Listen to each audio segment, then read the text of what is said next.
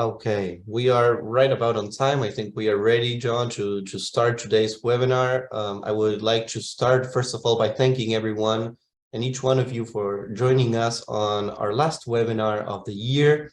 We are very close to ending this 2022, and what better way to do it with a great webinar by John Norcross. I know he really doesn't need much of a presentation, but I am going to try to speak a few words about him just to tell you about him before I let him talk. John C. Norcross is a PhD, ABPP, is Distinguished Professor and Chair of Psychology at the University of Scranton, a Clinical Professor of Psychiatry at the Sunny Upstate Medical University, and a board-certified clinical psychologist. He is author of more than 400 scholarly publications. Dr. Norcross has co-written or edited 22 books, most of them in multiple editions. Dr. Norcross maintained as a part-time practice of clinical psychology for 35 years, but now restricts himself to training and supervision. He has been elected president of the APA's Division of Clinical Psychology and the Division of Psychotherapy, the International Society of Clinical Psychology, and the Society for the Exploration of Psychotherapy Integration. He has served on the board of directors of the National Register of Health Service Psychologists, as well as on the APA's Governing Council of Representatives. Dr. Norcross edited the Journal of Clinical Psychology in sessions for a decade and has been on the editorial boards of the dozen journals. Dr. Norcross has also served as a clinical and research consultant to a number of organizations, including the National Institutes of Health and the pharmaceutical companies. A fellow of 10 professional associations, he has been honored with the APA's Distinguished Career Contributions to Education and Training Award, the Pennsylvania Professor of the Year from the Carnegie Foundation, the Rosalie Weiss Award from the American Psychological Foundation, and the election to the National Academics of Practice. An engaging teacher and clinician, John has conducted workshops and lectures in 40 countries. John, it is a huge pleasure to have you joining us on this talk and to wrap up this year of webinars. I would like to remind everyone that you can leave your questions and comments that you would like to ask John in the question box below, but John has also granted us with different moments in his presentation where we will be able to speak with him directly. So please be sure to ask all your questions to John during this presentation. John, the floor is yours. Thank you for being here. Well, thank you for that kind invitation to present and that wonderful introduction, Juan. I appreciate it, as well as others. Good morning from Scranton, fellow SPR members. Yes, this is indeed the home of our President Joe Biden. And if I appear just a little tired, last night was quite the contentious election here in the United States. So I was up quite late. So in the next 90 minutes or so, we're going to address psychotherapy relationships that work. 3, referring to the 3rd iteration of our task force and subsequent books and journal articles on the topic. There's my email if you have particular questions afterwards, but all the slides will be part of the SPR webinar, which will be posted usually within a couple of weeks. So in the 90 minutes, I'm going to first talk about relationships that work. We're going to stop and chat for a while then. As Juan mentioned, there's an actual slide that says chat and questions. We'll then move on to discredited relationships, stop and chat, and finally some concluding thoughts and another opportunity to chat. So I usually present this material by stating the clinical obvious fact that we all know that the therapy relationship is crucial to treatment success. You know it in your bones as a clinician. You know it for those of us who have been fortunate to receive decent therapy. But what exactly has been shown to work in that relationship? What should we be teaching, supervising, prizing? So in our time together, friends, I'm going to review the meta-analytic evidence and the clinical practices compiled by our interdivisional American Psychological Association task force. We set out to do three things, two of which we'll discuss today. What are, in fact, those effective elements of the psychotherapy relationship? And on the flip side, what are fairly discredited relationship behaviors? In this way, we believe that research and practice converge on relational responsiveness that will demonstrably improve treatment success, and I might add clinical training. So I look forward to a rousing give and take as we go through these. I don't have any financial disclosures or conflicts of interest other than I do receive royalties on books that I author or edit. And in truth, I receive way too much credit for this. It is true I chair and edit the task forces, but the moment you look at the book, you'll notice there's in any of these books, 25 or so huge meta-analytic studies. So the people who've helped me with them is my co-editors, Mike Lambert on volume 1 and Bruce Wampald on volume 2. We have an entire steering committee, and I know several of you are out there today. I'll just start with Franz Kasper. We've already been emailing a bit about the election results, and dozens of contributors and meta-analysts. Sometimes it feels as though I have conducted all the meta-analyses in the books, but believe me, I did not. So for each of the meta-analytic summaries, you'll see I'll be putting their names. So thank you all, friends. It's truly a team effort. Otherwise, this could never happen. So the context for this, when we began 22 years ago, was this international juggernaut of evidence-based practice, which of course began in organized medicine. In fact, it came rather slowly and gradually into psychotherapy. As most of you know, this is an effort to base clinical practice on robust, primarily research evidence. Probably one of the most instrumental and influential definitions of evidence-based practice is that it integrates best research evidence with clinical expertise and patient values. That's the royal triumvirate. You need research evidence, clinical expertise, and patient values. Just on a quick side rant here, that means anyone who talks about evidence-based practice and solely only addresses the research is ironically not talking about evidence-based practice. Evidence-based practice requires the three. Whether you like it or not, friends, demands for evidence-based practice are here to stay and will escalate. Here's a simple numerical tabulation of the number of articles using the term evidence-based practice in three large databases: Medline, CINAHL for allied health professionals, and of course, PsycInfo. As you can see, starting in about 2000, it's just been a linear increase. It's here.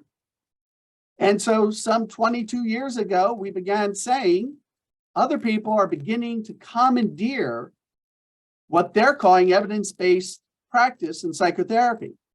You will not be surprised to hear that they routinely neglected or omitted the psychotherapy relationship. They would simply conflate evidence-based practice with treatment methods alone. So one way to remedy the problem was that the American Psychological Association put together a presidential task force on which I and Bruce Wampald and others served. And we tried to push back and say, let's be clear, evidence-based practice is integrating the best available research with that clinical expertise, but we expanded the patient component to patient characteristics, culture, and preferences, not simply values. We think this helped a bit, but in truth, most people still confuse the entirety of evidence-based practice with simply research evidence. Indeed, as shown here, evidence-based practice occurs at the intersection of all three: research, the clinician, and the patient. Well, despite best efforts, most people were still only talking about evidence-based practice as referring to discrete treatment methods. And yet we all know if you declare something evidence-based practice, that will have fairly profound implications. As Freud quipped several decades ago, words are magic. Now, by the way, I've never found anyone arguing for the converse. I haven't found a sensible clinician who says ignore all research. But what is designated publicly as evidence-based practice determines in large part what treatment's conducted, what's taught, what is funded. So certainly, and Robert Chandler has started screen sharing. Juan, if we could change that up. Yes, I'm on it. Thank you.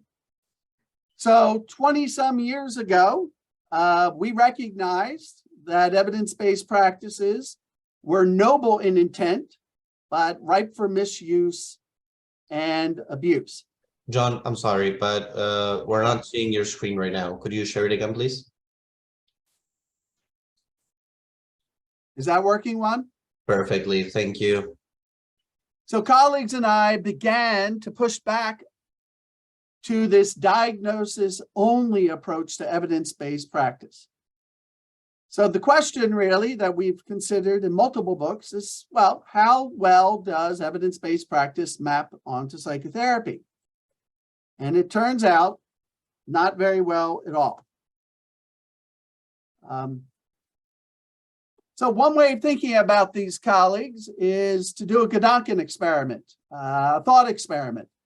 So just think you are now like Albert Einstein, riding a beam of light out into the universe. So just privately think, if you were asked to quickly summarize what accounts for the success of psychotherapy you conduct, and someone said, please, just give me the elevator pitch, right? Not a dissertation, just a few seconds. What would you respond? Or more personally still, what would you say accounts for the success of personal therapy you have experienced? Well, we've asked this in other questions, and we know your probable answer. The best answer is, well, many things account for success. It's the patient, it's the therapist, it's the relationship, it's the method, it's the context. But if we push you for a discrete answer, approximately 90% of you will answer the relationship. So here is that profound disconnect. Although people are trying to promulgate evidence-based practices, they are neglecting at least three important elements. One is the person of the therapist. If you read literally most compilations of evidence-based practices, they are disembodied practitioners providing brand name treatment methods to diagnostic codes. So the person of the therapist is almost completely forgot, despite our compelling evidence on therapist effects.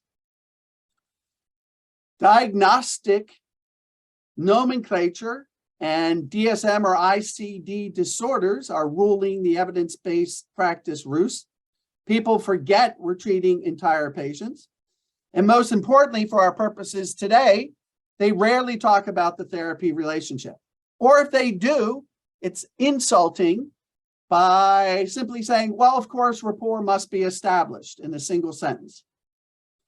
So in the culture wars of psychotherapy, do treatments cure disorders or do relationships heal people?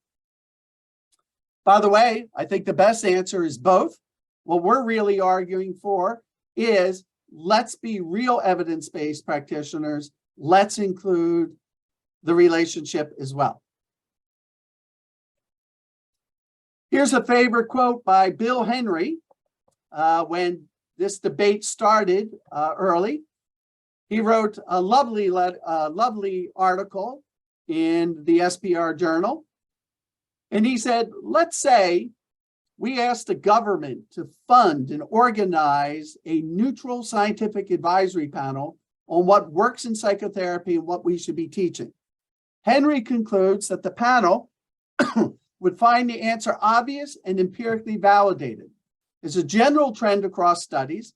The largest chunk of outcome variance, not attributable to pre-existing patient characteristics, involves individual therapist differences, therapist effects, and the emergent therapeutic relationship, regardless of technique or school of therapy.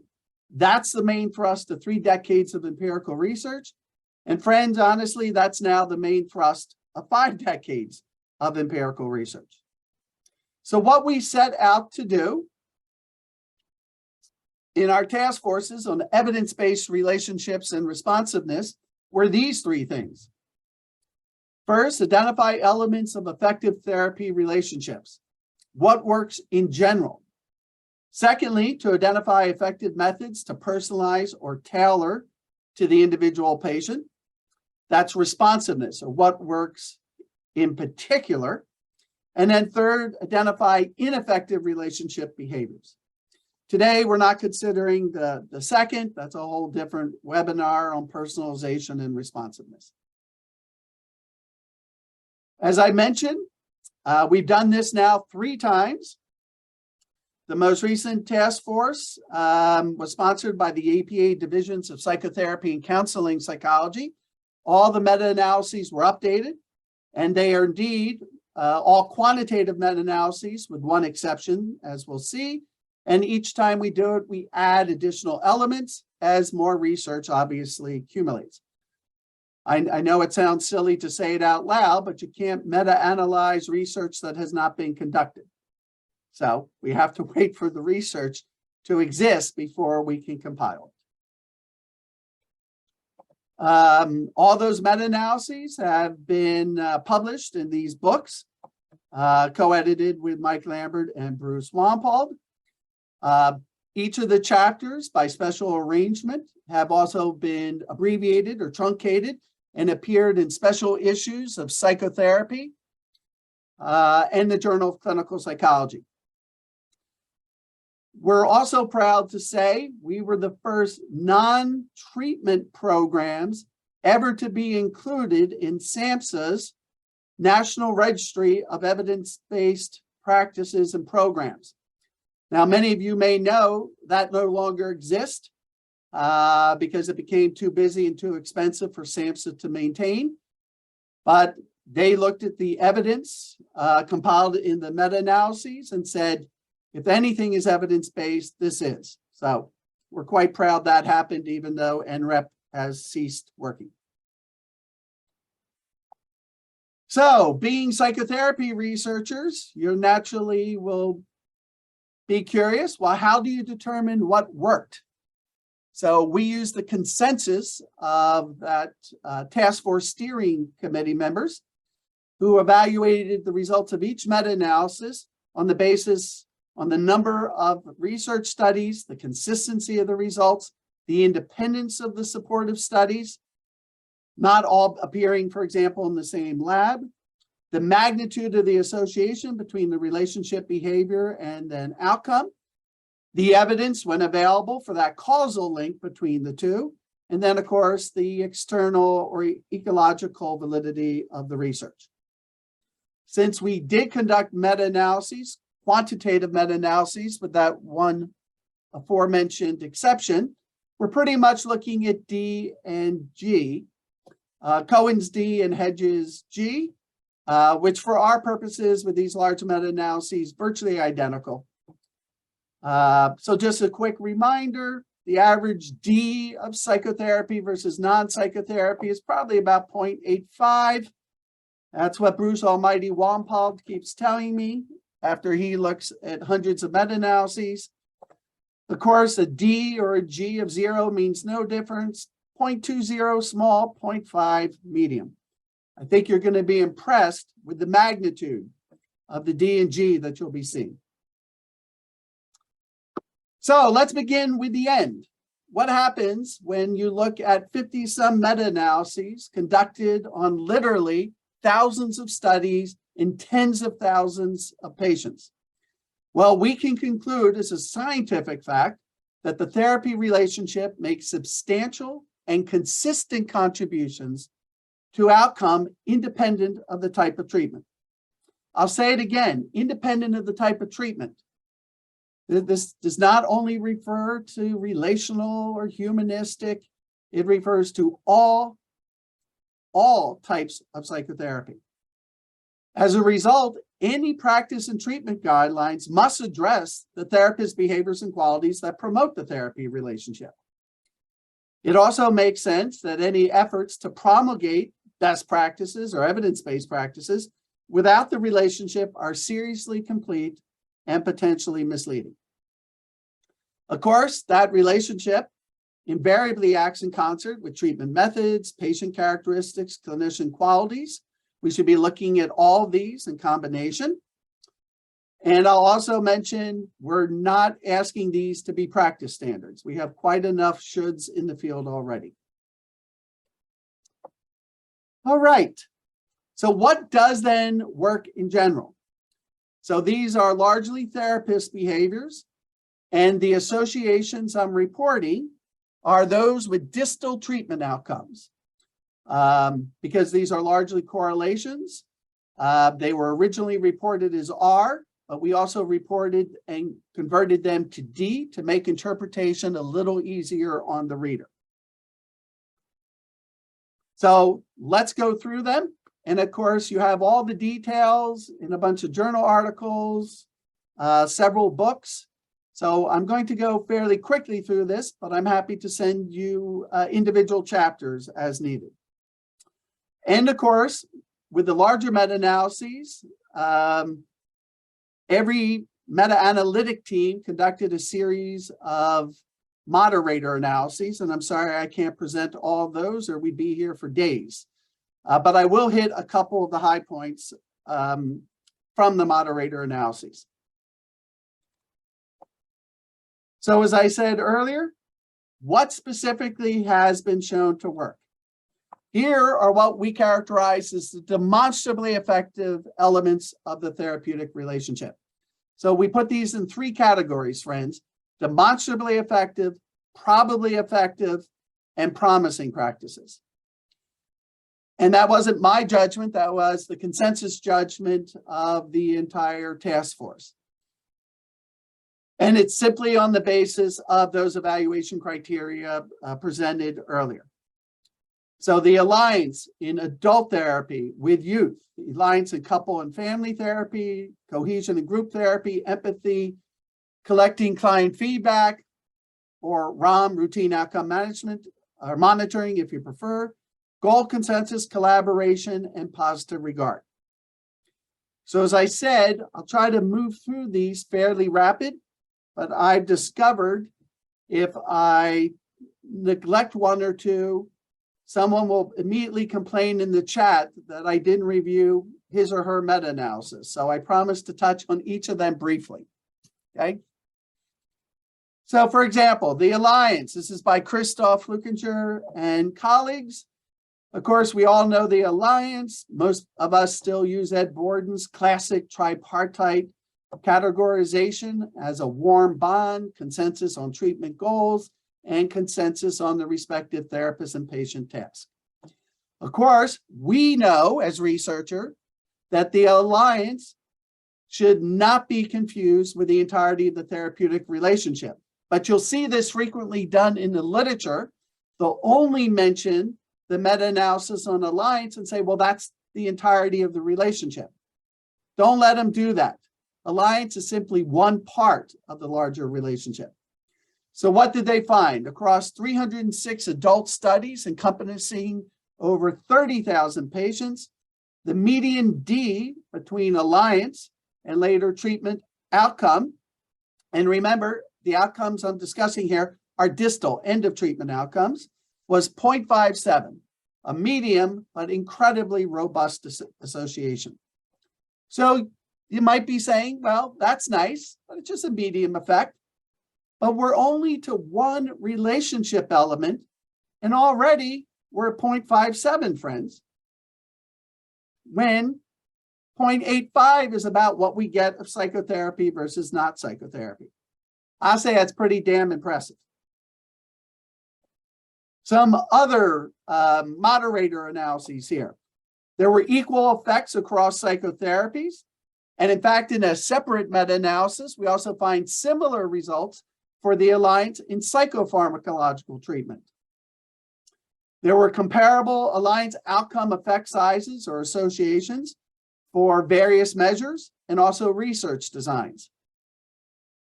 But that effect size for the alliance was significantly lower for substance abusers and eating disorders compared to other disorders. And we should also be careful that these research results on the alliance are pretty much generalizable only to Western countries. Christoph provided Flukinger this heat map to show what the general relationships were in research conducted in different nations across the globe. As you can see, the United States, Canada, and Western Europe tends to have the highest associations between alliance and outcome. Other countries, not quite as high. Reason for this, not entirely evident. I think we'll probably need a few more research studies to disentangle that. In part, we believe it has to do with the disparate measures used in different countries.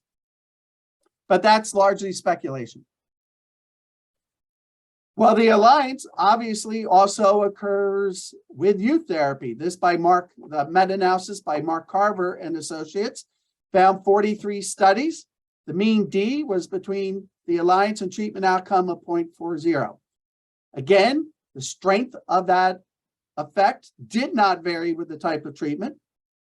By the way, Alan Kasdan and I for decades have been arguing about which type of alliance is more impactful when working with youth. Is it, those of you working with kids know, of course, you have two alliances. There's your alliance with the youth or child themselves, and then you have a separate alliance with a caregiver or parent. I always argued that the highest is probably with the caregiver or parent, because most 7-year-olds are not driving themselves to therapy appointments. So I expected that to be higher. Alan always argued that most of these parents did not do a very good job with some of their kids. And as a result, he thought the alliance would be higher between the therapist and youth. By the way, it turns out we're both wrong because it's exactly the same. So no winners here. But that also means that effect size of 0.40 pertains to the alliance you have with your youth and the alliance you have with the parent or caregiver. Or as one of my favorite singers used to sing, so much is said in listening. Mickey Friedlander and colleagues have also investigated the impact of the alliance on couples and family therapy. I must say, they are my personal intellectual champions when I think about the alliance in conjoint family therapy. My head practically explodes with the number of relationships and permutations. But these multiple alliances interacting systematically can in fact be encoded, and Mickey and others did them. They found 40 studies with over 2,000 families and another 1,500 couples, and again, found an average D between the alliance and distal treatment outcome of about 0.62. Both couple and family therapy demonstrated about the same effect. You're doing couple and family therapy, you know the alliance is absolutely crucial to your success as well. By the way, this graph, generously shared by Adam Horvath, shows the most frequently used measures in the psychotherapy relationship. When I began, I won't embarrass myself, but back in the day, it was pretty much the Rogerian facilitative conditions most of us were looking at, usually using some variant of the Barrett-Lennard instrument. You can see, however, in the last few years, It is the alliance that by far is the most popular instrument used to assess elements of the therapy relationship. And in another year, we'll be able to show that for this next decade, but you know it takes some time for the abstracting and indexing services to catch up. So in group therapy, we suspect probably the best parallel to the alliance and individual therapy is cohesion. That's the forces that cause members to remain in the group, a stickiness. Gary Burlingame and his colleagues found 55 studies, that's K, the number of studies, involving over 6,000 group therapy patients who found, again, a robust medium effect size between group cohesion and treatment outcome. One of their moderator analyses demonstrated that group leaders with a true interpersonal orientation evidenced the highest effect size in that cohesion outcome link. So cohesion works for all groups, but particularly for those leaders connecting and emphasizing the relationship in the group. Some people have argued I should have perhaps began with this slide on empathy, perhaps the ultimate element of therapeutic connections. This is a meta-analysis by Robert Elliott, Art Bohart, and others. Most of the studies still use Carl Rogers' classic definition of empathy as a sensitive understanding of clients and feelings from their view. They located 82 studies with more than 6,000 patients. There is a mean D of 0.58 between empathy, largely patient's view of empathy, and distal outcome. By the way, this effect size in a moderator analysis was higher for cognitive behavior therapy than for experiential, humanistic, and psychodynamic treatments. That's tantalizing and in some ways turns the usual stereotype on its head. Most people and most research talking about the curative value of empathy occurs within those experiential humanistic treatments. And you will not be surprised to learn that empathy has amongst the highest effect size in the relationship. And this meta-analysis in its moderator considerations found certainly that effect size is strongest for empathy when we privilege the client's perspective. Yes, therapists, our perspective of our empathic resonance with patients is important, but without narcissistically insulting you, it's simply not as good as the patient's experience. We all know that, but we sometimes forget it. Or, as Rachel Riemann wrote in her fine little book, Kitchen Table Wisdom, listening creates a holy silence. When you listen generously to people, they can hear the truth in themselves, often for the first time. And when you listen deeply, you can know yourself and everyone. I think that's a fine wrap-up about empathy.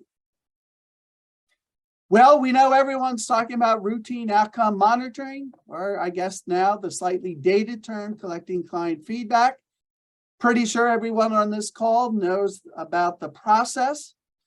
There's, by last count, probably about 18 to 20 feedback systems or routine outcome monitoring systems that first inquire directly about the client's progress on a regular basis. They compare those data to some benchmark data. You provide the feedback to therapists who addresses explicitly the feedback in session and then makes adjustments as needed. Sometimes those adjustments include providing clinical support tools. This meta-analysis that occurred in our book was conducted by Mike Lambert. His OQ45 and Scott Miller and Barry Duncan's brief PCOMs dominated the research. This is back 3 or 4 years ago. So Mike's meta-analysis of 15 RCTs using more than 8,000 patients was based on studies conducted in several countries with adults, couples, and youth.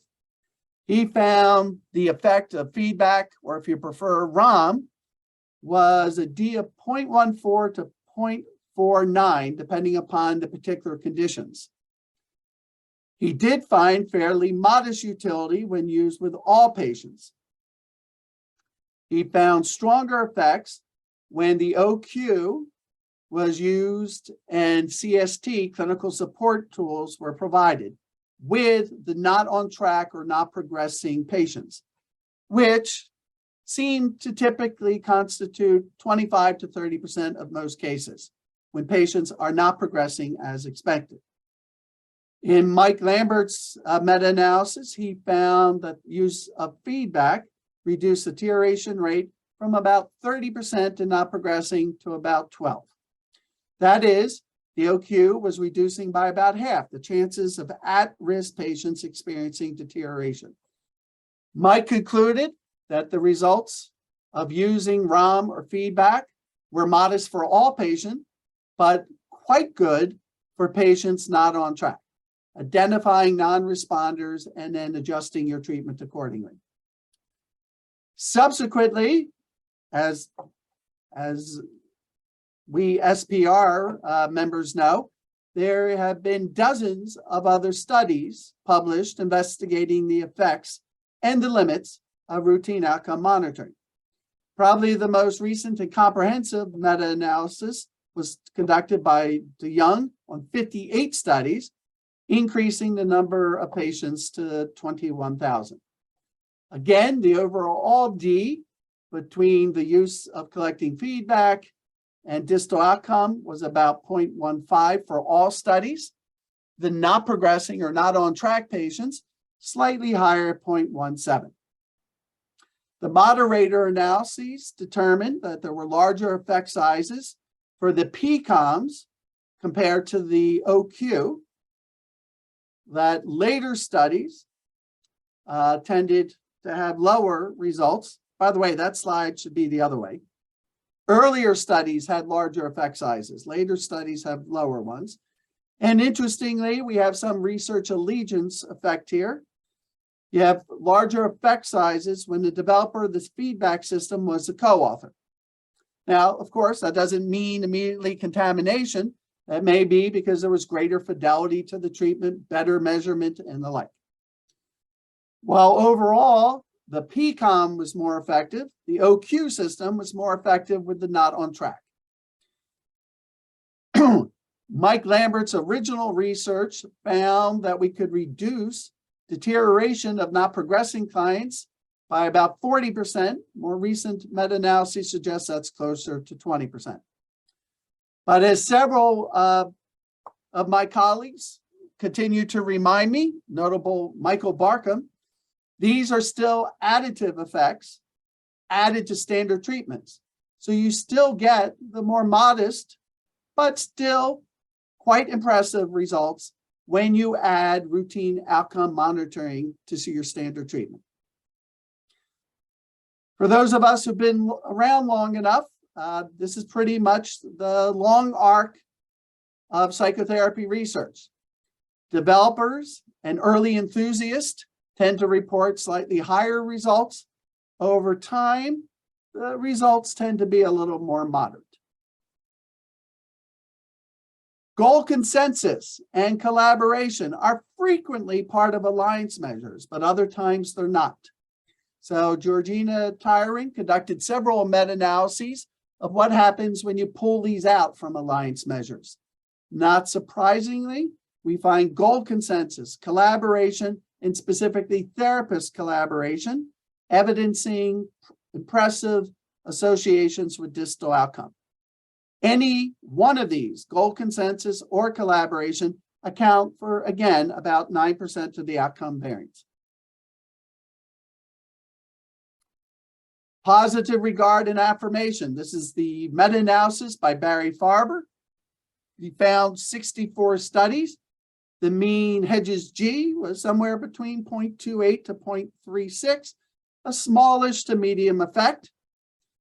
Again, in the moderator analyses, it's the patient's perspective that best predicts treatment outcome.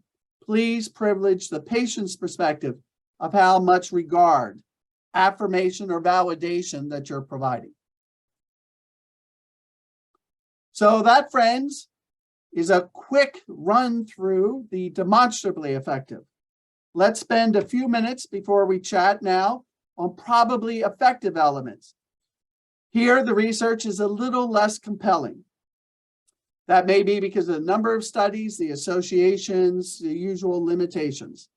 But among the probably effective elements are the real relationship, emotional expression in session, therapist congruence or genuineness, repairing alliance ruptures, managing countertransference, promoting treatment credibility, and cultivating positive expectations. Again, just a few words on each. So the real relationship was initially launched by Freud, who famously wrote, "Not every relation between an analyst and his subject is transference. There's also friendly relations based on that reality." And Freud later spent considerable time on this, writing that patient analysts are two people of equal status in a real relationship. In one of the great understatements in the history of psychotherapy, she wrote, "I wonder whether our complete neglect of this matter is not responsible for some of the hostile reactions we get from our patients." Yeah. So the real relationship is characterized or composed of two elements, realism and genuineness, together. This meta-analysis, led by Charlie Gelso, was based on 17 studies and revealed quite a high D of 0.80. The problem is some of the studies were not quite exactly what we were looking for. Some of them a little toward the analog, but very promising based on those 17 studies. Winnie the Pooh actually anticipated just about everything Charlie and I have done. Winnie once wrote, "If there ever comes a day when we can't be together, keep me in your heart, I'll stay there forever." How about facilitating emotional expression? This was the first meta-analysis on this topic by Paul Peluso and Robert Freund. Certainly most of us who practice believe some emotion, some affect occurring in a session tends to associate or predict better outcome. Well, a meta-analysis of 13 studies support that. First, between therapist emotional expression and patient results, but in 42 other studies, client affective experience and expression correlated 0.85 with distal outcomes. Now, mind you, and we'll return to this in the limitations, these are associations, not necessarily causal. Still, we're celebrating. We're also celebrating this meta-analysis by Greg Colden and his colleagues. Probably the most fundamental of the facilitative conditions are congruence or genuineness. But many of you know the studies are riddled with inadequate methods, small n's, and early on some ethical concerns. Nonetheless, they did identify 22 trustworthy studies, yielding an average D of 0.46 for the therapist congruence outcome association. Perhaps my favorite self-interested moderator analysis. Higher effect sizes for congruence were attained for older, licensed, more experienced therapists. Yes, that would be me. Older, licensed, more experienced. I love that moderator analysis. How about repairing alliance ruptures? This is a meta-analysis led by Catherine Eubanks, Chris Moran, and the late Jeremy Safran. We know all about alliance ruptures, I trust. Frequently experienced, rarely reported. In their most recent meta-analysis, 11 studies, they found the relation of rupture repair episodes with treatment outcomes were 0.62. They are one of the few groups, by the way, to also systematically study training on that element. There's a small effect of training in rupture resolution, slightly improving subsequent patient outcomes as well. Jeffrey Hayes has devoted decades studying us therapists managing countertransference. This research is limited by the small number of quantitative studies and the disparate, I'll call it confusing multiplicity of definitions of countertransference. Nonetheless, despite all the noise, there's some signal coming through that there is a negative relationship between the amount of countertransference experienced in session and later patient outcomes. So as you already know, don't bleed on your patients. Fortunately, there's also a positive association between managing your countertransference and your patient's subsequent outcome. Mike Constantino, and others have been looking at credibility. By the way, this refers solely here to treatment credibility. There's virtually no studies linking therapist credibility to subsequent patient outcome. But they found 24 independent studies and a nice effect of 0.24. We have something quite similar by Mike Constantino and colleagues on cultivating positive expectations. As they say in the wonderful movie, a monster calls, belief is half the cure. So this is simply patient prognostication and expectation about how they'll respond to psychotherapy. A meta-analysis of 81 studies shows a D of 0.36. Simply put, friends, expectations obviously matter, and therapists can cultivate those positive expectations both during treatment and before treatment. So that's probably effective. Just a few words now about some promising practices. And I also need to mention here, we're leaving for these two quantitative meta-analyses on distal outcomes, and now talking about qualitative meta-analyses on more session, immediate or intermediate. Clara Hill led these on self-disclosure and immediacy. There's not lots of studies on actual psychotherapy. There's a vast majority of these studies on self-disclosure are analog studies, and there are meta-analyses on those showing positive results. Most patients anticipate liking some self-disclosure. So they qualitatively analyzed 31 studies and found self-disclosure and immediacy tend to have quite robust positive results. They're typically safe when used judiciously. That's another word for infrequently, to meet the client's needs as opposed to gratifying our therapist needs. Disclosure appears to be especially useful when clients feel alone, vulnerable, in need of support. And immediacy is especially useful when problems are countered in the treatment relationship, leading, for example, to the need for rupture, repair, or negotiating relationships. So at this point, I know I probably exhausted you. That's way more effect sizes than you wanted to see.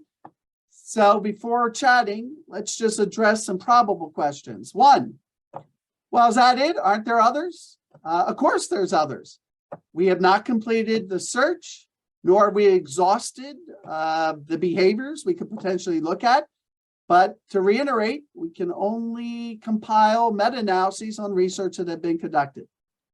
So we redo the book and the meta-analyses and the task force every 10 years. So in 8 more years, we'll be adding others. We're currently looking at such things as trust, therapist credibility, therapist presence, insofar as we can operationalize and measure that, therapist humor. There's just insufficient research to draw conclusions on those at this juncture. So before we stop and chat, the second question is, well, what about the limitations? So it's my pet peeve when I attend workshops and webinars that people never talk about limitations. So perhaps I'm being a bit counterphobic here, but I'd rather get these out on the floor. We know these. First, I presented each of these elements of the therapy relationship as separate. We know they're not separate. There's high correlations among these. The correlations among the 3 Rogerian facilitative conditions are from 0.4 to 0.7, for example. So clearly we just can't add these up. They're overlapping. And while we know these things matter, we also know training students to competence to actually execute and demonstrate these relationship behaviors, pretty damn poor, actually. As a result of this task force, the Society for Psychotherapy has started an entire web page, comparative interviews, and quick webinar on how to teach these. So the URL is there. That's Society of Psychotherapy. You've also noticed this is a bit scattershot. These elements lack cohesive organization or a greater hierarchy. Adam Horvath and several other people have tried to organize them. We're also talking about the relationship, and somewhat ironically, we're now slighting the patient's contributions. We're largely just focusing on the therapist. And finally, and probably the most controversial, is that, well, John, these are largely correlations. And except for the feedback, or ROM, and perhaps for alliance in a few studies, these are indeed correlations, friends. Hence, we have some difficulty reaching causal conclusions. That results in, the M&M question. Is the relationship a mechanism of change or a moderator of change? Or maybe even a mediator of change? Point is well taken. But before we go to chat, let me just offer this. The most valuable things in life may not be subject to randomized clinical trial and randomization. And I apologize if you're have heard me say this before, but let's take the example of parental love.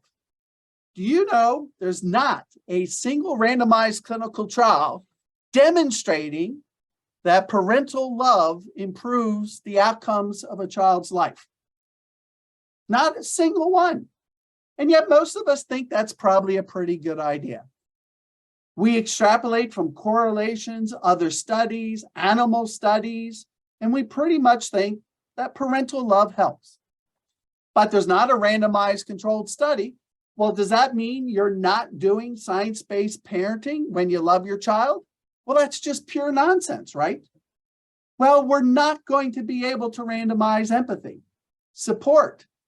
I don't think there's an institutional board of research review that would let you randomize half of the stuff, most of the stuff we're talking about. So methodologically, I absolutely agree and concur. These are not causal conclusions, but maybe that suggests they are that precious, that valuable, because we can't randomize them.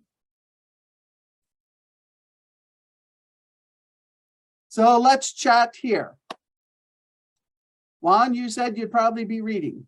Yes, I will. First of all, I want to say, John, I am so excited for all the work you've been telling us. This is just great. And I have a lot of questions myself, actually, but I am going to start with one in the chat box that is by Bryce Mulligan. The question is the higher effect size for empathy in CBT related to cross-modality differences in level or variance of empathy? Well, the measure would be the same across those studies. Someone started screen sharing again. Yep, I'm on it. All right. So across studies, they would use the same measure for CBT as for the psychodynamic comparison or solution focus or humanistic, depending upon the study. So using the same measures, I don't think it's a difference in type. I can tell you what people speculate, and we need to be honest, we're going beyond the data here. We suspect in CBT, where homework assignments and exposure assignments tend to predominate, the therapist must be damn empathic to accurately read a patient's state and understand their struggles even better than perhaps in therapies that are not as challenging or ask less between sessions. So that's the speculation. But the measure would be the same, so I don't think there would be routinely any difference. But I absolutely agree on theoretical grounds. if you were to read CBT manuals, how they speak about empathy as a precondition of change is very different from how many of us in the more relational camps talk about empathy as a process of change. Thank you, John. Here we have another question from France. The question is, to what extent may the greater correlation of relationship and outcome for CBT... Oh, lost it for a second.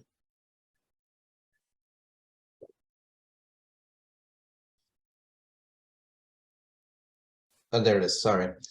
To what extent may the greater correlation of relationship and outcome for CBT therapists simply be an effect of assumed greater variation in the quality of relationship in this form of therapy? Ooh. You know, honestly, I'd have to punt that over to Art Bohart, Robert Elliott, Les Greenberg, Gene Watson on that. That's a spectacular but more detailed question than I can answer.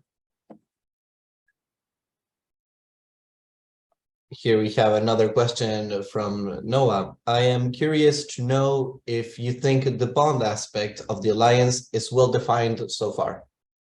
I absolutely do not know what it means. It's right up there with attachment style. It's a bizarre measurement system. I know what the items mean. And by the way, we're pretty good at defining consensus on therapist tasks and agreement on treatment goals. But when I look at the items on the bond across the 8 or so alliance measures out there, I now understand why they're weakly correlated with each other. Everybody apparently operationalizes the bond somewhat different. So honestly, I'm a little embarrassed when people ask me, tell me exactly what the bond means. I dissemble a little bit and I say, well, it would depend upon the measure, which is both true, but of course doesn't answer the question. Thank you, John. I'm gonna chime in with a personal question. Do you think all these effect sizes are transculturally valid, or do you think we can expect to find some cultural or regional differences in effect sizes of what works for whom in different contexts? That's a great question. And in this edition, we asked everyone to reach out and get data from multiple languages. Most of the meta-analyses did that.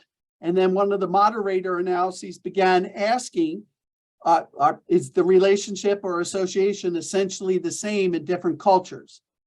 So I think what we can say is that most of the, let's call it pan-theoretical measures and concepts worked across cultures and within subcultures. Empathy is empathy across cultures. There are others, however, particularly about support and self-disclosure, that seem quite cultural sensitive. Anyone who's traveled around the world certainly knows in terms of deference to authority, desirability of self-disclosure. So to the extent they describe a positive, warm relationship, they seem to be quite transcultural. To the extent they're embedded within, let's call it a USA or Western developed countries, wired-bound culture, they seem to have weak relationships in other cultures. Does that help? Yes, I think it's very interesting. Thank you for your answer. John, we have 2 more questions in the chat box. Do you think we can take them before moving on? How about one more, and we'll save the one for the next chat. Perfect. Our last question for this block is from Michelle. The question is, do you think there is a case for moving away from modality-specific to outcome-specific training, or more precisely, evidence-based qualities training? Absolutely. I'm involved with some SPR members in Portugal and here in the States doing just that, talking about therapy. I literally believe that if these are the therapy relationships that work, this is what we ought to be training, ensuring students are competent in it by simulated patients, actual patients, fidelity instruments, clinician ratings, patient ratings, or something like that. The same thing for responsiveness or personalizing. We know these have great impacts, and they are causally related because they're a bunch of RCTs. So I do think it's time to do that. But in truth, Juan, anybody committed to psychotherapy integration would kind of say that as well, right? I would hope so. All right. So let me go back just to conclude this section on relationship elements that work. We now have decades of research and experience converging. The relationship works. I'm always quick to point out, as someone who loves effect sizes, that they concretely translate into healthier and happier people. You'll remember our early conclusion, friends. The therapy relationship makes substantial, consistent contributions to outcome, independent of the type of treatment. But we should also be careful not to conclude this is the only thing that works. We know there's other things. So amid this torrent, this tsunami of meta-analytic statistics, let's just take a mindful moment and a couple deep breaths to consider the treatment implications. The power of these relationship behaviors generally exceed that associated with matching treatment method A for disorder Z. Bruce Wampald, Mike Lampert, and I believe this is not simply clinical lore. This is now established fact. Consider this. The typical effect size between entire treatment methods is usually between 0 and 0.20. D, Cohen's D here. 0 if you take a strict dodo bird verdict that everything pretty much works the same, right? Treatment A, treatment B. There are those exceptions. Bruce Wampald and I just had a discussion on this a couple days ago. We think a good example would be an exposure treatment versus a non-exposure treatment for PTSD. Now, we could argue which exposure treatment, prolonged exposure, narrative exposure, EMDR, but in general, some form of exposure works better than non-exposure treatment. How well does that work better? Maximum of about 0.20. So when there is a difference in distal outcome between disparate treatment methods that have been researched, this is the kind of difference we get. Now, I think we ought to be looking at different training methods if they do, in fact, exercise differential outcomes. Here's a good example. I think if you're seeing trauma patients, some form of exposure when the patient is ready should be in our training curriculum. But you'll notice the difference is meh, right? It's modest, it's small. Notice what I've been presenting here today. The effect sizes tend to be larger. And if you start adding some of them together, even while reducing the redundancy or correlation between them, you start getting stuff like this. You want to make a real difference in patients' lives? It's not simply selecting a treatment method versus another. It's enacting these relationship elements. So if you go to your optometrist or your ophthalmologist, you know how they usually say which is clear, A or B, A or B? I think we can all agree it's probably B here. This will make the difference. We ought to be treating, training, prizing this stuff.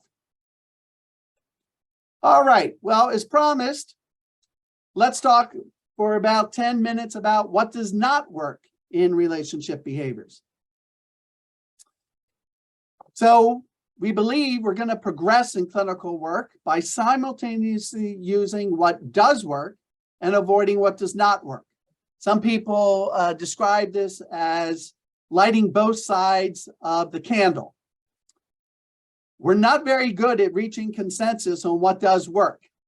Marv Goldfried's been talking about this for decades and is still frustrated where we can't get some consensus on basic facts.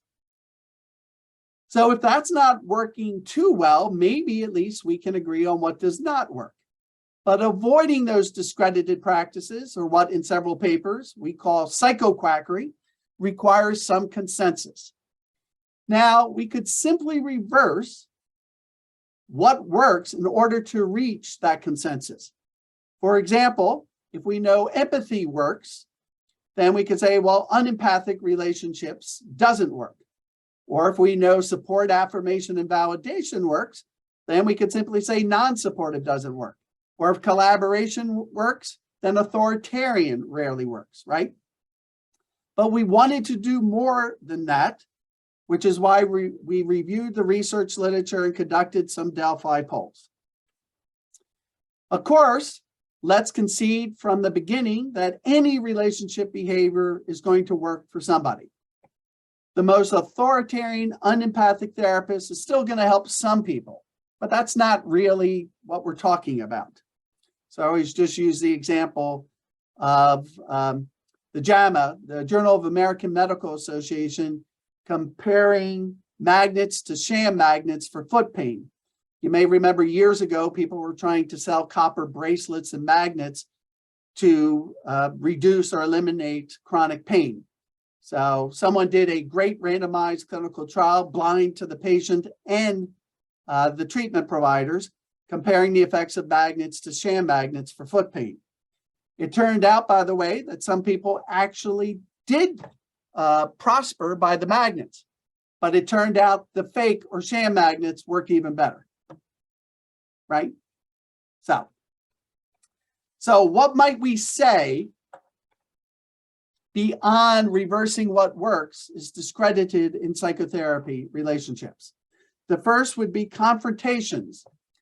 Controlled research, particularly in the addictions, by Bill Miller and Associates, consistently find a confrontational style to be ineffective. In fact, in one of Bill Miller's reviews, confrontation was ineffective in all 12 studies reviewed.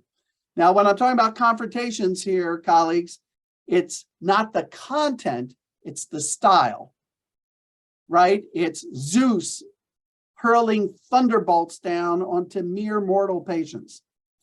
So it's not that you cannot or should not, of course, present negative feedback to patients. It's how it's done. In contrast to that confrontive style, consider like motivational interviewing. So you would express empathy, roll with the discrepancies, roll with their resistance, develop discrepancies, support self-efficacy in MI, motivational interviewing. And of course, that's demonstrated large effects in a small number of sessions. My interpretation of the interpretations meta-analyses, and in a forthcoming study as well, a review, suggests that frequent transference interpretations tend to do more harm than good. Now, these are frequent versus infrequent. I'm not arguing about interpretations in general. But those of us trained at a certain time, such as myself, may have even been told we should usually launch 3 interpretations in a single session.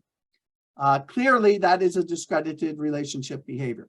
Instead, we need fewer, experienced near, better interpretations. Of course, negative processes are discredited. Client reports and research studies converge in warning us to avoid hostile, blaming, pejorative, rejecting comments. Therapists who challenge a client's dysfunctional thoughts or relationship patterns need to repeatedly distinguish between attacking a patient's thoughts and attacking them. Assumptions. A psychotherapist who assume or intuit that they know how their patients are progressing in therapy or their satisfaction with the relationship are frequently inaccurate. Psychotherapists who specifically and respectfully, by contrast, inquire about their clients' perceptions, frequently enhance the alliance, and prevent premature termination. That's routine outcome management and monitoring, not intuition. Therapist centricity. An overarching lesson from the meta-analyses is that it's the client's observational perspective on the therapy relationship that best predicts their outcome. Sure, as therapists, we have a valuable observational perspective, but it simply does not predict outcome as well. Let's privilege the client's experience. And finally, what we fondly call ostrich behavior. We know the research on alliance ruptures indicates they're relatively common, rarely addressed, and predict premature termination and worse outcomes.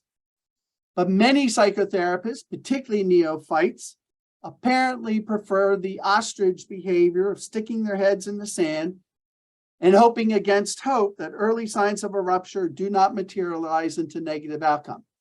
And yes, I know ostriches don't really do this. It's just a metaphor.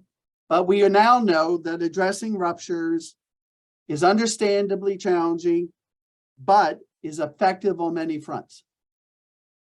So let's not avoid. The data are always friendly. Let's help trainees and others address skillfully early ruptures in the alliance. So we want to eradicate psychoquackery by using inclusively, fairly defined evidence-based practices to promote what does work while avoiding these consensually identified discredited relationship behaviors. That's what does not work. Some limitations on what I just presented. You probably noticed this was not a systematic review or a meta-analysis on discredited behaviors. Believe me, I tried. There's not simply enough research to gather more than a few studies. So the studies are sort of scattered. It's sort of a soft research.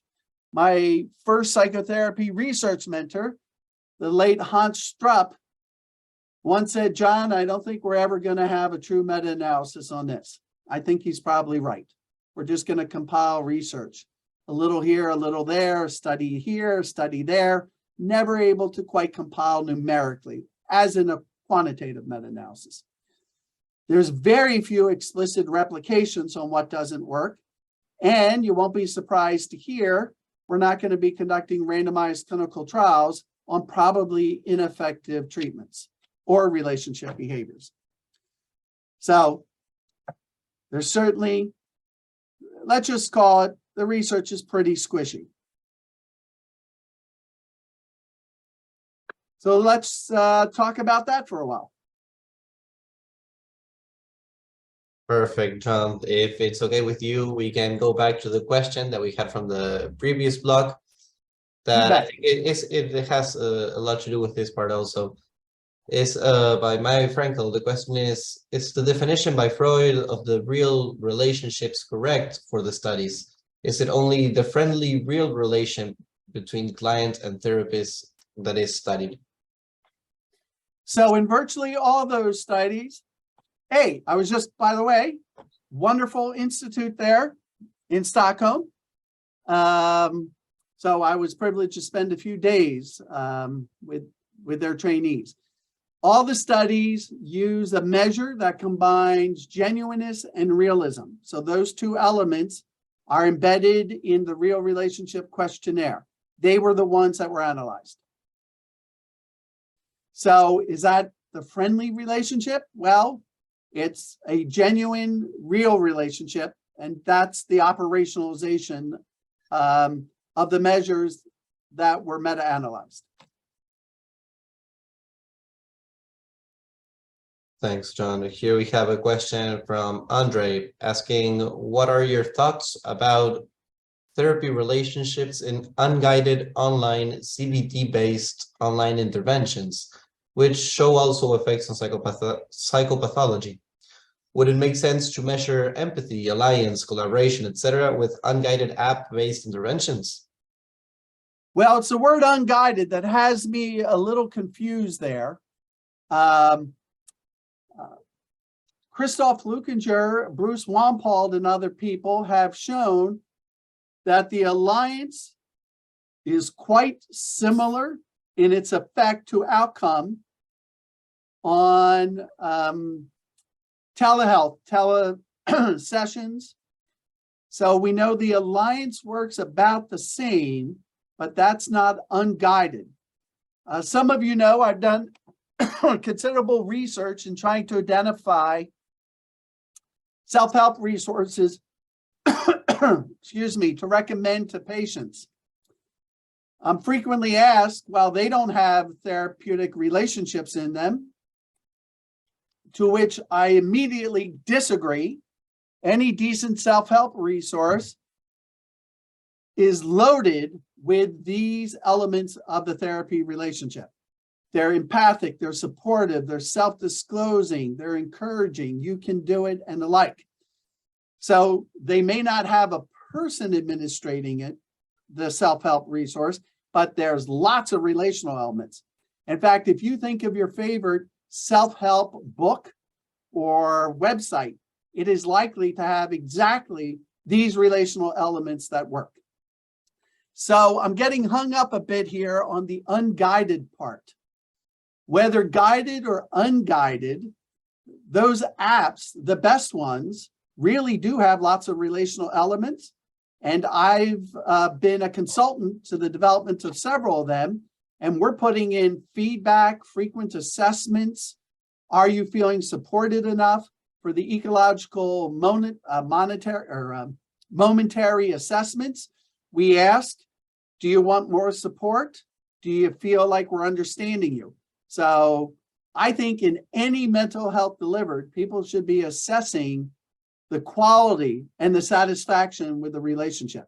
Whether that relationship is a person in the room or on a Zoom camera or a book or an unguided app, doesn't matter. It's all relational, friend. We're social animals. Perfect. Here we have another question from Peter. Does following a manual help or hinder the relationship? Do we have any evidence? We have lots of evidence that across, well, let me start back. There are now, to my knowledge, 3 meta-analyses on the relationship between adherence or fidelity to a treatment manual and patient outcomes. There is no systematic relationship between them. Some people are offering research explanations. I think it's just fair to say that there is no consistent relationship between how much you follow a treatment manual and your patient's outcome. Now, having said that, I know we need sufficient dose of any method, but we also know strict adherence to any manual, any schedule, any ritual is likely to interfere with an empathic relationship and flexible responsiveness to a patient's needs. So I suspect the advantages of a manual are equally weighed or counterweighed by the need for flexible responsiveness. So I think that's essentially where we are. I am sympathetic to those who argue, well, if we're not doing enough CBT stuff, then why are we saying we're doing CBT? So yes, you need to employ some treatment method that has some semblance of research evidence. On the other hand, you need to be flexibly responsive to the person between us. So trying to balance those is always quite difficult. But we know a side effect or a direct effect of rigid adherence is a lack of empathy, flexibility, missing the adaptability and empathy that patients need. Perfect, John. I think I would like to follow up with a personal question again. Since we're on the matter of manualized treatments, I think moving and thinking back what you were saying before about training, and that we should be training this specific what to do and what not to do in a more relationship manner. Could it be that in the end, this would also end up being a manualized treatment? And I think that people tend to be far more awkward when they're told to be natural, but do this and that. So how would this play in a relationship? Perhaps another way of asking the question would be, could we teach people how to establish a relationship, or is this going to be forever an analysis of what has happened and what is happening? We can indeed teach the relationship. I'm not going to resort to the old chestnut, whether good therapists are born or trained. It's clearly both. I don't know why people just can't say it's both. It obviously is both. We have here, I think, 6 or 7 studies showing that people can improve the therapeutic alliance. Chris Christoph's work, Les Laborsky's work, Clara Hill's work on helping skills. We can improve everyone up to a competent area. Now, when I say everyone, I'm assuming you're not, for example, selecting people for your training program on, for example, the autistic spectrum, right? But fairly average, not too neurotic people can be trained to move up to competence levels. Whether we can train people beyond that is still a question. As we know, Tim Anderson and other people are investigating what's the ceiling effect of that training. I hope, honestly, it never becomes manualized. I think we need to become systematic and competence-based, and that means, there'll be books written about it, but I see more as modules. So every evidence-based relationship would have a module. Here's some methods, here's some examples, here's the research, here's some instruments you can give to patients, here's some feedback with simulated patients you can use, stuff like Bruce Wampold and Tim Anderson are currently using. That's a modular approach. It's competency-based. Maybe when you put that all together, some people would call it a treatment manual, but that's not how I would conceptualize it. We need to be systematic, competency-based to be sure. Perfect. Thank you, John. Do you have another block after this, or should we? I do. Okay, then we will go back to you, and if we have some time at the end, we'll take back some more questions that we have in the chat box. Perfect. So friends, I just got 5 or so more minutes. As you can see, we're now coming full circle here. So I'm asked frequently, well, if you put this into context, what are the big take-homes besides just screaming, the relationship works too, friends. Stop neglecting it in your pursuit of evidence-based practice. So I've already screamed that once, that's enough. But what are some other takeaways? Well, I think the totality of these meta-analytic results comport well with the Hippocratic Oath, at least the modern version of that. That Hippocratic Oath reads in part, I will remember that there's an art to medicine as well as science, and that warmth, sympathy, and understanding may outweigh the surgeon's knife or the chemist's drug. So we will reaffirm the relationship. Somewhat ironic, we need to do that in psychological treatment these days, but there it is. Another part of the Hippocratic Oath has physicians saying, I will remember that I do not treat a fever chart, a cancerous growth, but I treat a sick human being. So we will rediscover the patient's totality, and I will pointedly add, that we do so with robust evidence from a relational science. This is not clinical lore, it's not John's opinion, this is just fact upon fact. You've seen in these meta-analyses thousands upon thousands of patients.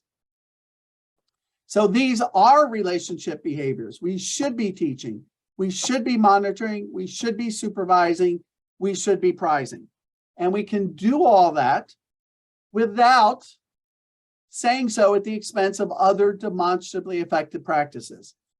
This is not returning to the culture wars of, do treatments help symptoms or do relationships heal people?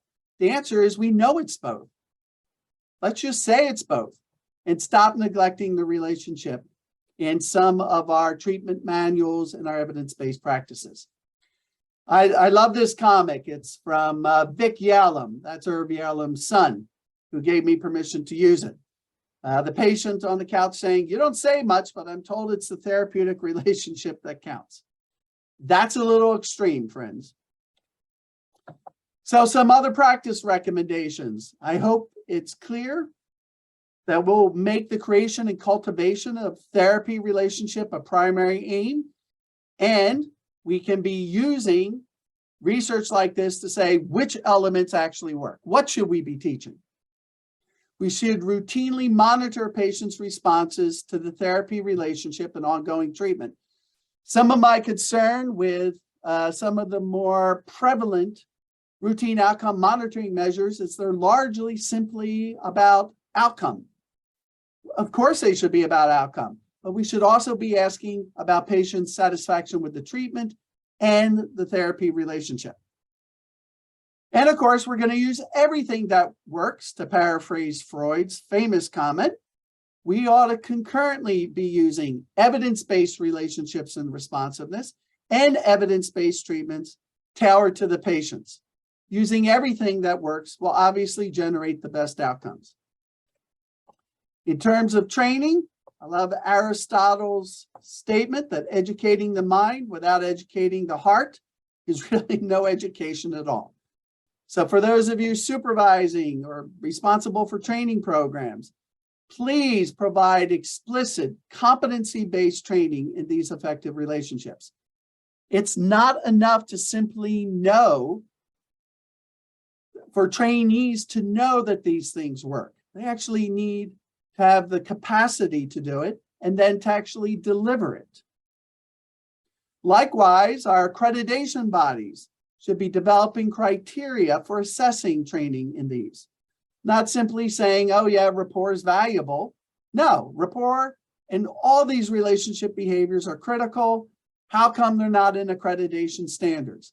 By the way, a shout out to my European countries. Your accreditation standards have way more relationship stuff than we do in the US. Good for you.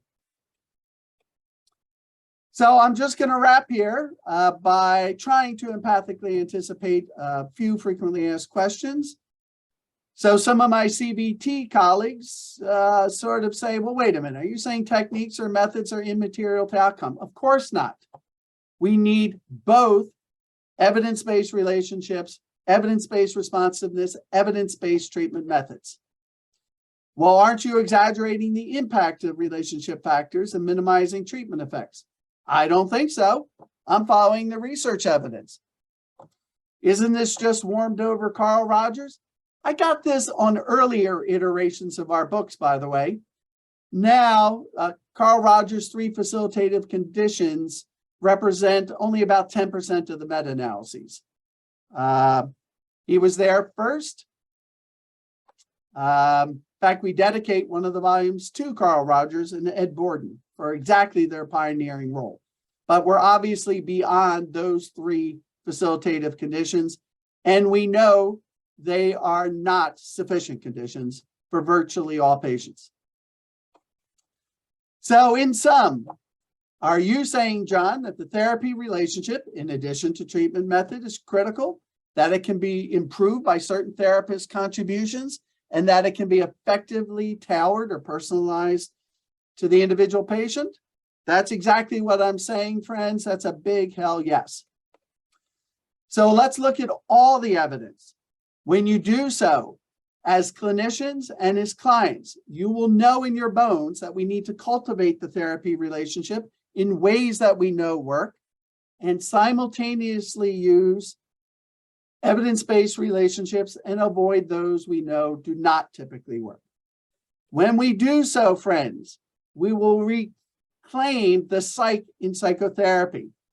I believe we will then transcend this divisive quite limited diagnosis-only approach to evidence-based practice. We're going to reestablish the primacy of relationship in clinical work. We'll embrace the obvious clinical reality that patients respond differently. And best of all, most importantly, we're going to do psychotherapy even more effectively. So thanks for spending the day with me. I'm going to see many of you in Dublin, but I know we have a few more questions and a little more time per Juan's flexible approach to these webinars. Before anything, I just want to bring back a phrase that you said to me before we started the webinar. You said, I'm flexible. I have to be flexible. I'm a therapist. And I think that sums up everything that we've been talking about throughout the whole webinar. John, you're amazing. Thank you very much for sharing with us today. We do have a lot more questions. People are very interested in you. So we're going to try to take as many as we can, being mindful of your time, John, of course. So please let us know. We have one from Noah that is saying that I personally really liked the Horvath and collaborators 2016's 4 levels organizations of your findings. I am curious to know what you think of this way of grouping different relationship factors. So I wish I had a slide of that with me. So in that 2016 article, I think originally presented at an SPR conference, if I recall correctly, they were grouping hierarchically some of these relationship elements. The alliance was at the higher level and empathy at another level. It's going to sound like a bit of a cop-out, but it's an empirical question to me. It's just not a rational reordering that we need. We need to know if you're trained in this, does that mean you don't have to train in that? So what I envision, if there were, so to speak, like a huge factor analysis of all these elements, what would be the primary factors? And then we could train people in that reduced smaller number of big factors. I mentioned this to Adam. He said, well, wouldn't that be glorious? And then we both laughed, knowing that would probably be impossible. But you can clearly see there's some overlap. Like collaboration and consensus is probably a node or a skill cluster. And we know repairing and addressing difficulties in the relationship is another. This is also the case, by the way, in responsiveness or personalizing. Several of them just seem to overlap, and I wish we could have a smaller finite number to present for people training. Because if you tried to train people in all of these, you have something like 20 different elements. So I like Adam's efforts. If anybody's going to get it right, it's going to be Adam or someone who can empirically determine how they cluster or factor analyze. Thank you. We have another question from Denise. The question is, I would like to hear your comments on therapy by attitude. Therapy by attitude.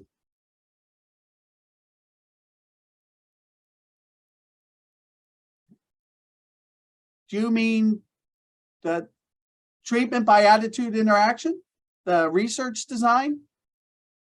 I'm not sure what that means, Juan. Neither am I, John. If Denise, if you're still here,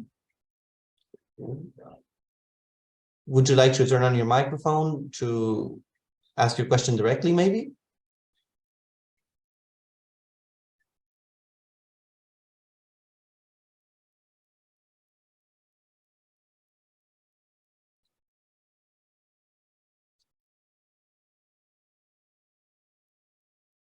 Perhaps in the meanwhile, if she's typing, we can go to the next question, mainly because time-wise matters. We have a question from Michelle. Do meta-analysis cover studies conducted during the pandemic or before? Do you anticipate a shift in the next edition in 8 years in relation to the shift to online therapy as a necessity? All these meta-analyses were conducted pre-pandemic, so it does not cover that. I do anticipate a shift. We already know we will have to invite a meta-analysis or two on sessions conducted by video conference, or at least ask people to independently analyze for whether in person or via video conferencing. Honestly, it's hard to know. I know how patients are differing and their complaints. We know we have a global mental health crisis with increased rates of depression, isolation, anxiety, academic difficulties, and the like. But I'm not sure one way or the other exactly how that will affect the relationship between the relationship elements and treatment outcome. I have several people saying when the world despairs, the therapeutic relationship is even more important, and maybe the relationships will increase in impact and value. I have other people saying, nope, these have always been absolutely essential and we're going to find the same thing. So I know we're going to analyze some of the studies pre and post-pandemic, or more specifically in-person versus telehealth. But beyond that, I don't know. I've heard lots of people make predictions, and their predictions have been rarely correct.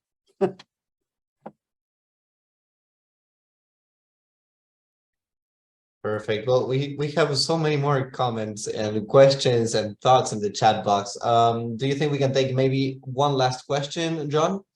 Well, how about we take 5 more minutes? We told people 90 minutes, but we'll add an extra 15 minutes. But Perfect. I also know that some people might have to depart early. If that's the case, thank you again for joining us. But yeah, I have 10 more minutes if you do one. That's wonderful. I have all the time in the world, especially for this very interesting discussion. So for everyone that does have to leave early, I would like to remind everyone that you can find the recording of this webinar at the official SPR webpage, which I left in the chat box for everyone to quickly access. And also don't forget to follow us on the social media. We're on Facebook, Instagram, Twitter, where we publish future events much like this one. So thanks everyone that have to leave early, and for the rest of us, we'll continue our discussion. We have another question from Antonio Blanco that asks, how can we match this relationship behavior factors evidence with the evidence of some therapists obtaining better outcomes with some kind of problems than others? For example, better with eating disorders or problems with general anxiety. Well, hey, Antonio. I should say something favorable first about your meta-paradigmic approach, but I can't think of any way to weave it in, so I'll just say, hey, friend. Well, first, I think therapist effects across disorders are more powerful than therapist effects for particular disorders. So it is, I absolutely concur with you. Some therapists specialize and are better, for example, as you say, substance abuse, eating disorders, trauma, and the like than others. At the same time, therapist effects tend to bleed over some of the diagnostic categorizations, and that's particularly true for therapists who perform quite poorly. It turns out they perform quite poorly across all diagnoses and conditions. Bruce Wampald has shared data with me convincing that. He shared 3 big data sets because I'm not convinced easily by a single data set, I'm embarrassed to say. So as to your particular question, let's take substance abuse and eating disorders. We know the alliance there is not as efficacious as it is for most disorders. So when you're seeing those patients, I would be emphasizing other therapeutic relationships and the treatment method more there. A good example also is trauma. We know the relationship is central with regard to trust for people suffering from PTSD, and that trust and their ability to soothe themselves are absolutely essential before you do the exposure. So the exposure treatment works better than the non-exposure treatment, but we better cement the relationship before we even do those. So I think we will be differential in the use of those therapeutic relationships.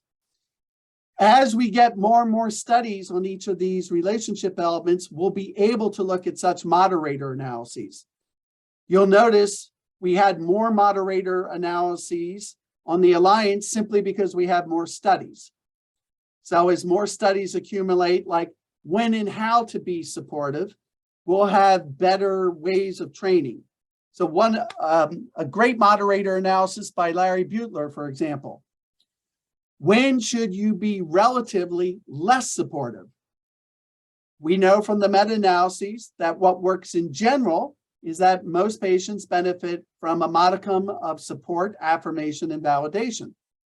However, I'm sure everyone here can immediately visualize patients for whom such usual support backfired, in fact, actually retarded their success. Prominent examples here, according to Larry Butler's research, would be patients who are suspicious, paranoid, and feel that you're getting too close to them. So you're actually more supportive, more empathic by showing less conventional empathy and support. They're the kind of moderator analyses we need in the next edition of the book, and that will then inform training. Right now, honestly, we have more clinical experience when a particular relationship behavior should be used with a particular patient.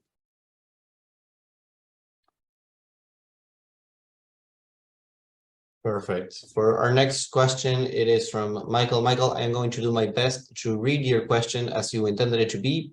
Please correct me if I am not accomplishing this. Michael asks, going back to the causality issue, can training studies be used to address this? Condition A, train brand name treatment versus condition B. Do that plus train something about relationships. One more time? Yes. Could you read it one more time? Of course. I love it. It's like a logic puzzle. I'm excited. Yes, it is. Also, Michael, please feel free to turn on your microphone and ask us directly if you wish. Yeah, here I am. Hi, John. Oh, it's hey, Michael. Yeah, how are you doing? I think one missed, probably misspelling by me. It's going back to the causality issue, which is a tough one. There's no question about it. What do you think about a simple kind of paradigm that would be clinical experimental study, where in one condition, therapists are trained in some kind of brand X therapy, brand name therapy. And more than less, nothing is said about therapy relationships. And there is such kind of training, unfortunately. Yeah. Okay. Condition B is to do that plus training on some relationship factor. Let's say empathy or any one. Okay. Then try to make them equal in terms of time or involvement or something like that.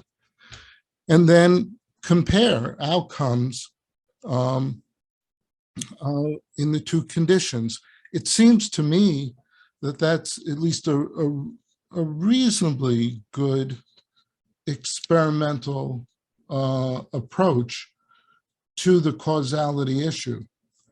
And I was just asking if you agree or you would see it differently. No, I would agree on that. In fact, Scott Miller and I once submitted a large grant proposal to do just that. they express ethical concerns that we would train people simply in treatment methods and not relationships. One of the other reviewers said, well, even if you don't train them, any decent clinician trained in, let's call it the treatment method alone condition, would obviously use lots of relationship variables. And I said, well, that's fine. We'll watch them and we'll code and control for that. I said, wouldn't it just be cool to do? So despite fairly positive reviews, it never happened. So Scott Miller and I thought exactly that. It's rudimentary, but it's a straight RCT design with some randomization. We, in fact, had some ethical concerns, which we expressed about subjecting, I guess that's a little harsh, subjecting potential patients to someone who was just going to do a treatment method without a relationship, which is practically impossible. But so what we said was treatment method minimal, naturalistic relationship versus treatment method plus emphasis on that. And there have been, in fairness, a few other studies. I was a reviewer on 2 studies in Germany did that. Paul Christoph did that. You can also do it by a pre-post. Start with people R, give them training in something, then see what happens afterwards. It's not quite as strong causally, but Christoph and Tim Anderson shows it has the additional impact. But I think a big RCT like that, where you intentionally withhold or don't offer a relationship, probably is going to have some ethical constraints. And according to the National Institute of Mental Health, it did. It did not pass muster with them. So they were excited about the scientific merit. It was the ethical constraints that led them not to fund it. Okay. The irony there, I understand your point, and there is I understand the concern, is that in about 7 places in your talk, you talked about the need for training people in relationship issues based implicitly saying, you know, we don't do that a lot. So the irony is, yes, is that the unethical is all too prevalent. The training as usual. Yes. We pointed that out. They of course were not convinced. Okay, thank you. But yes, it's quite an irony, isn't it? Yeah. And of course, those of you in the United States context who know what the National Institute of Mental Health typically funds, it is almost exactly treatment method for a particular disorder. To be sure, following the treatment usually has half a chapter on, of course, you establish relationships, but it's almost never explicated or done in a competency-based way. So 90% plus of federal funds go to in psychotherapy research for testing discrete treatment methods for particular disorders. So they are in fact funding exactly what they called largely unethical, our study. Yeah. Now, profoundly ironic.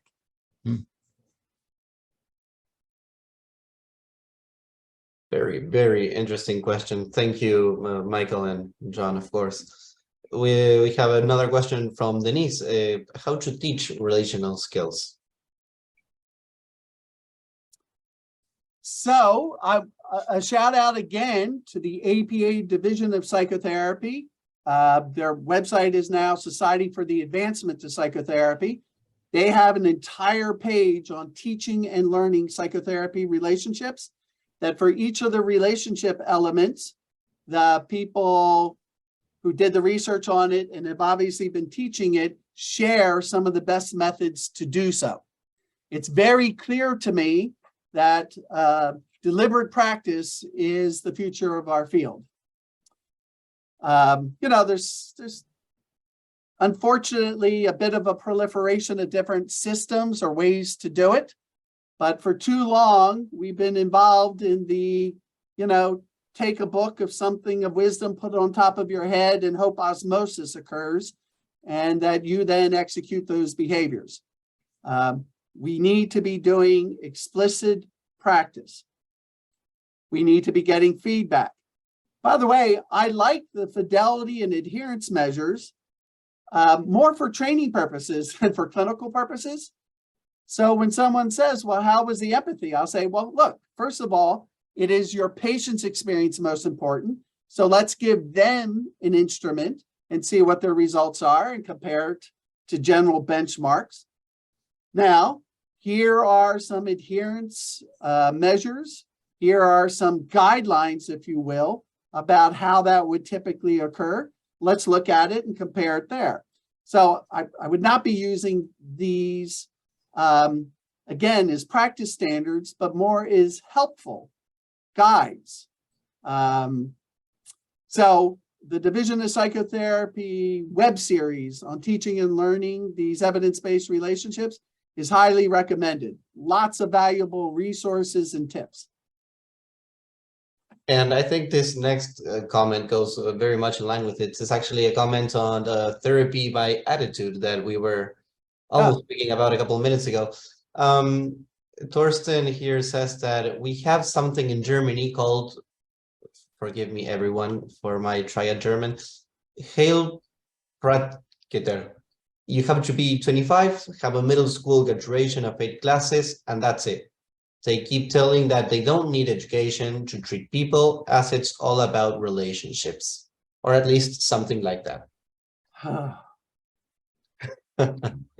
Well, that is my fear, honestly. So I mentioned Hans Strupp, one of my first psychotherapy research mentors. Hans used to ask rhetorically, where would you find such a person? So a good psychotherapist has mastered some relationship skills, monitors it carefully with the patient, provides evidence-based treatment methods to the patient, endures characterologically conscious and unconscious hostility, exposes themselves to the most extreme trauma, sometimes the most heinous of crimes. Hans used to say, so where do you find such a person? And so I'm always impressed about how much psychotherapists endure in order to practice, quote, the impossible profession. So I am worried when we publish things in psychotherapy relationships that work, that they would be so misunderstood and abused that people would say it's only the relationship. It clearly is not. And anyone who heard my presentation, I take pains to say, but it's not the only thing. We need something more. Don't stop here. I think that's an absolute abuse of the research and does not comport with what I think the central functions of a highly trained psychotherapist entail. Wonderful. Thank you. Thank you for that. And now I think we are very much just about with our last comment for today. This is a comment from Danilo Mogia. He says, nowadays we count on statistical tools, quite new developments, by the way, to show causal relationships or casual inference in observational data without conducting experiments. In our field, we should move in that direction. And he suggests the work of Judy Pearl. To move in the direction of more experimental work? No, I'm sorry? Or move away from experimental work? No. In our field, we should move in that direction. I think he means to move in the direction of using statistical tools to run casual inference without the need of doing experiments. Well, this would make a fabulous webinar in itself. What are the conditions of declaring causal relationships? A few years ago, I attended a series of talks by philosophers saying it's not only the randomized clinical trials, when you begin to account for covariations, temporal or backwards associations, there are lots of ways beyond the randomized clinical trial to establish causality. And indeed, in physics and other places, they can simply not do randomized clinical trials when it comes to our solar system, right? So there are other ways of doing it. So I'll say this, I half agree. We need to establish causality whenever possible. So you'll notice in all of our books, we're only publishing meta-analytic studies. Whenever possible, and in every chapter, we have a section on the causal link between this relationship and patient's subsequent improvement.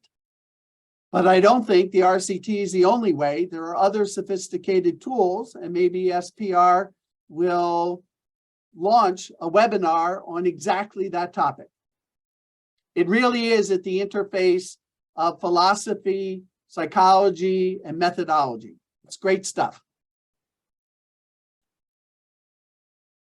Well, John, this has been just great. Thank you. Thank you so much for all your knowledge you shared with us, and to everyone in our audience for your active participation and wonderful comments and questions. I think Yes, indeed. all the discussions was just great. I enjoyed it very much, and I hope you all did as well. This is the final webinar of the year, but we are going to be picking them up again very soon. February, March, we hope to see you all again. And as John was saying a little bit before, we hope to meet personally in Dublin for the next SPR annual meeting. And there's also going to be a virtual modality for those that can't attend personally, but do wish to assist at different talks. Once again, follow us on our social media, on our webpage, where you will be able to find this recording and find out about future events. Everyone, thank you so much. John, you've been great. Thank you. Thank you very much. And My pleasure. all soon. Bye.